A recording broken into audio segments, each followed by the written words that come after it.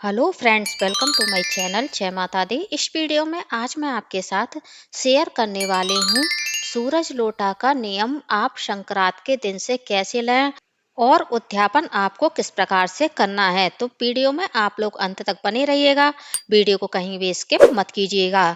सबसे पहले मकर संक्रांति के दिन आपको सुबह स्नान करने के बाद एक लोटा जल लेकर बैठना है। उस जल को आप पीतल के लोटे में भी ले सकते हैं, तांबे के लोटे में भी ले सकते हैं। यदि आपके पास पीतल का यदि तांबे का लोटा ना हो तो आप स्टील के लोटे में भी यह नियम कर सकते हैं। सूरज लोटा का नियम लेने से घर में सुख शांति समृद्धि आती है, निरोगी काया रहती है और अन्न की धन की घर में कभी भी कोई कमी नहीं रहती है।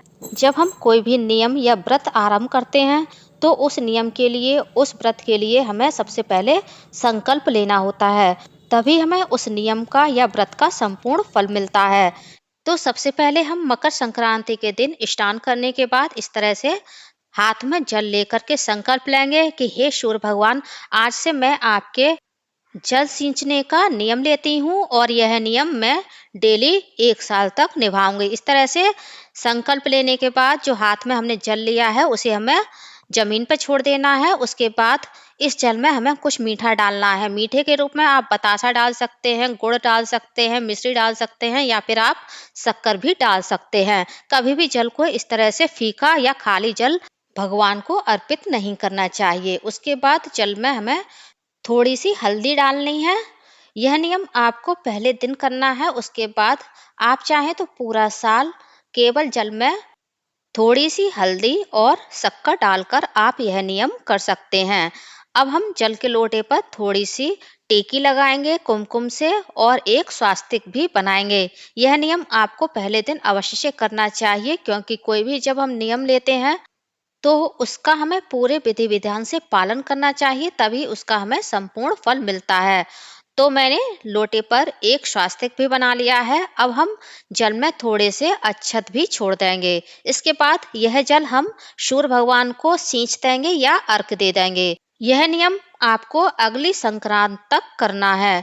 यदि आप किसी दिन भगवान सूर्य को जल नहीं चढ़ा पा रहे हैं, किसी कारणवश आपको बाहर जाना पड़ रहा है, तो आप अगले दिन सूर्य भगवान को 2 लोटे जल सींच दीजिएगा।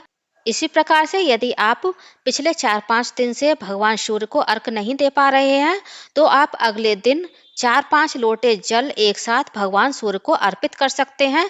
इसी प्रकार से यदि लेडीजों का पीरियड आ जाता है तो जब आप शुद्ध हो जाएंगे तब आप जितने भी दिन आपके छूटे हुए हैं आप भगवान सूर्य को उतने ही लोटे जल अर्पित कर देंगे। इस तरह से आपका नियम पूरा होगा। उसके बाद अगले साल संक्रांत के दिन आपको इसका उद्यापन करना होता है। इसके लिए आपको 1 लोटा चावल लेने हैं। यह लोटा आप पीतल का, तांबे का या फिर स्टील का भी ले सकते हैं। उसके बाद आपको लेनी है एक साड़ी और हमें लेना है एक पैंट शर्ट का कपड़ा। जब भी आप कोई दान करें तो आपको महिलाओं के साथ साथ पुरुषों को भी दान करना चाहिए। दान हमेशा जोड़े से करना चाहिए। यदि आप पैंट शर्ट का कपड़ा नहीं ले सकते हैं तो आप रूमाल भी रख सकते हैं। उसके बाद आपको सुहाग की सामग्री रखनी है। सुहाग सामग्री आप अपनी सामर्थ्य के अनुसार 16 ले सकते हैं, वरना आप 5 या 7 भी सुहाग की सामग्री दान कर सकते हैं। उसके बाद आपको दक्षिणा के रूप में कुछ पैसे रखने चाहिए। दक्षिणा से पूजा में हमारे जो भी कमी रह जाती है वह पूरी हो जाती है। उसके बाद आप कोई भी ऋतु फल ले रहे हैं, मैंने केला लिया है, आप कोई भी फल रख सकते हैं।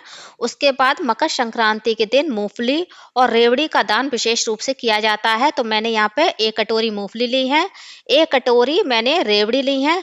आप अपनी सामर्थ्य के अनुसार ये सारी चीजें ज्यादा से ज्यादा ले सकते हैं, वरना कम से कम 1 कटोरी तो आपको अवश्य से ये सारी चीजें लेनी चाहिए। अब आपने जो भी साड़ी या फिर सूट पहना है, आप दुपट्टे को या फिर साड़ी के पल्ले को हाथ में ले लें और लोटे से थोड़ा सा जल हाथ में लेंगे इस प्रकार से, और इस सारी सामग्री को हम इस प्रकार से मिनस देंगे।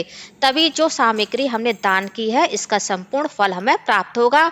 और उसके बाद हम भगवान से प्रार्थना करेंगे कि हे भगवान, हमने जो भी सामान दान किया है इसे आप स्वीकार करें। इस सारी सामग्री को आप अपने से बड़े किसी को भी दे सकते हैं, अपनी सास को दे दीजिए, अपनी जेठानी या फिर ननद को भी दे सकते हैं। यदि आपके रिश्ते में आपके पास कोई नहीं है हैं तो आप यह सारी सामग्री मंदिर में या फिर किसी पंडित को भी दान कर सकते हैं। दान की हुई ये सारी सामग्री आप किसी एक व्यक्ति को भी दे सकते हैं या फिर आप एक से अधिक व्यक्तियों को भी दे सकते हैं।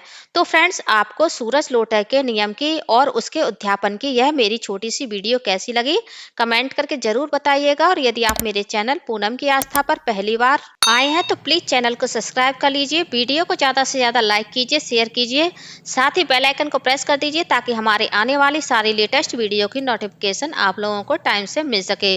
बोलिए माता रानी की जय, सूर्य भगवान की जय। धन्यवाद फ्रेंड्स। कमेंट बॉक्स में सूर्य भगवान की जय अवश्य लिखिएगा।